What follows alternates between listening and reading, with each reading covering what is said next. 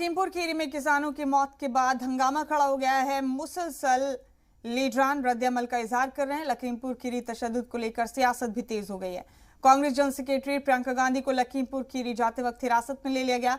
प्रियंका लखनऊ से लखीमपुर खीरी के लिए रवाना हुई थी।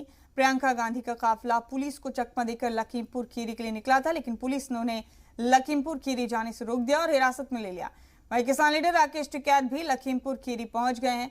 लखीमपुर पहुंचते ही उन्होंने तशद्दुद के लिए वजीर ममलिकत बराए दाखिला अजय मिश्र को जिम्मेदार ठहराया और आशीष मिश्र को गिरफ्तार करने का मुतालबा किया। लखीमपुर खीरी में हुए हंगामे के बाद तमाम तरह की तस्वीरें सामने आ रही हैं। तस्वीर आप देख रहे हैं, प्रियंका गांधी ने रात में जब लखीमपुर जाने की कोशिश की तो पुलिस ने उन्हें किस तरह से रोका।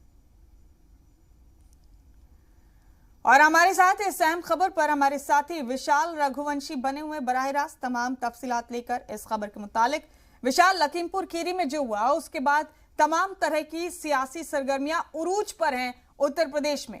वो कोई ऐसी जमात नहीं, कोई ऐसा बड़ा लीडर, बड़ा चेहरा नहीं है जिसने इस पर रिएक्शन ना दिया हो और जो इस पर लखीमपुर खीरी पहुंचने की कोशिश ना कर रहा हो। विशाल, फिलहाल क्या चल रहा है उत्तर प्रदेश में इस बड़े मामले को लेकर?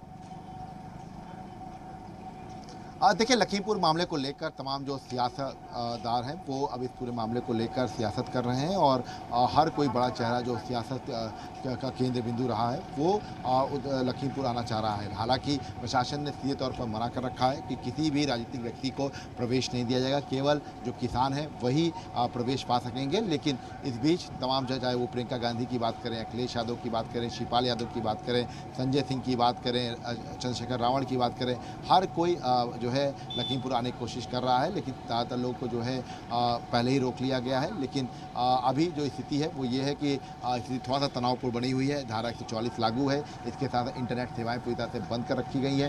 इसके साथ ही जो तमाम जो पीड़ित परिवार हैं उनसे जो है बातचीत की गई है प्रशासन की, और बातचीत करने के दौरान कुछ 5 प्रस्ताव जो हैं वो तैयार किए गए हैं, जिसको लेकर अभी सेकेंड राउंड की जो बैठक होगी इस पर चर्चा होगी।